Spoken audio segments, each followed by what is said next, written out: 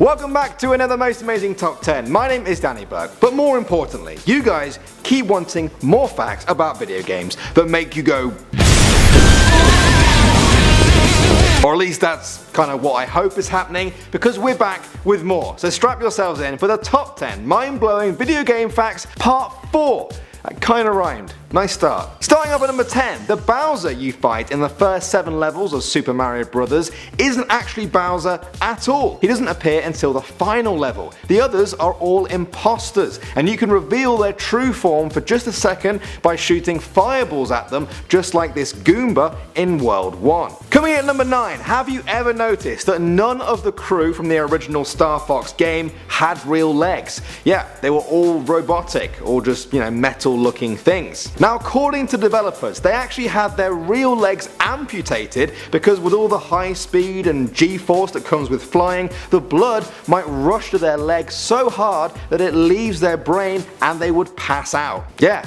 They really thought that game through. Next up at number 8, any fans of the Elder Scrolls game will probably love the music behind it, but did you know that so does the infamous Kim Jong-un? That's right, in 2013 North Korea released a propaganda video that showed Obama and American soldiers engulfed in flames while the music from Oblivion played in the background. Did they honestly think no one would find out? Or did they just not care? And are they going to use Skyrim's soundtrack as well one day? I have many questions. Moving on to number 7. Sorry to burst anyone's bubble here, but I just have to make sure everyone knows that the clouds and bushes in Super Mario Bros. Are the same thing. Yeah, check it out. They're the exact same thing, just different colours. One's white, one's green. Now some people say to Nintendo, well done, good job on saving some game memory there, while others say, thanks for ruining my childhood, Nintendo.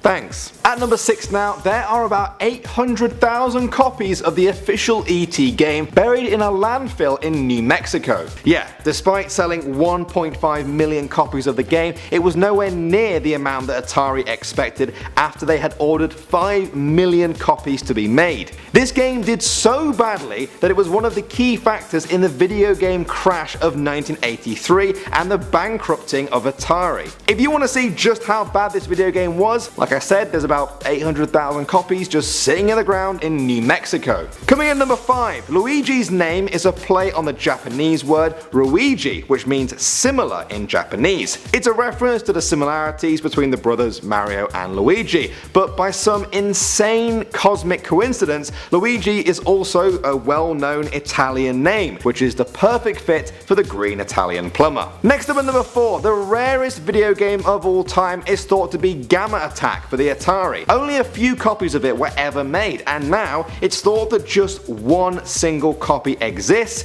and it's in the hands of video game collector Anthony Donato. It's been valued as highly as $50,000 before, but Anthony seems to think it's worth a lot more than that. He once put it on eBay with a buy it now price of $500,000. Wow, for that price there better be some pretty sweet DLC or something. At number 3 now, the Sirena Beach level in Super Mario Sunshine is shaped like a GameCube controller, complete with the X, Y, A and B buttons, the C stick, the D pad and control stick, and even the little start pause button. I wonder if that blew Mario's mind as much as it blew mine, because it blew mine. Coming in number 2, the creepy school you see in the first Silent Hill game might look familiar to some movie fans because it's the exact same school as seen in the Arnold Schwarzenegger 1990 movie Kindergarten Cop. The posters on the walls matching up are just the tip of the iceberg. Some people think it's a cool nod to a favourite movie of the game developers,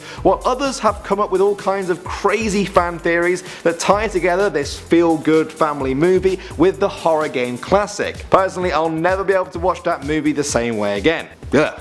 And finally now at number 1, the Statue of Happiness in GTA 4 is an obvious take on the real life Statue of Liberty, but take a closer look at her face.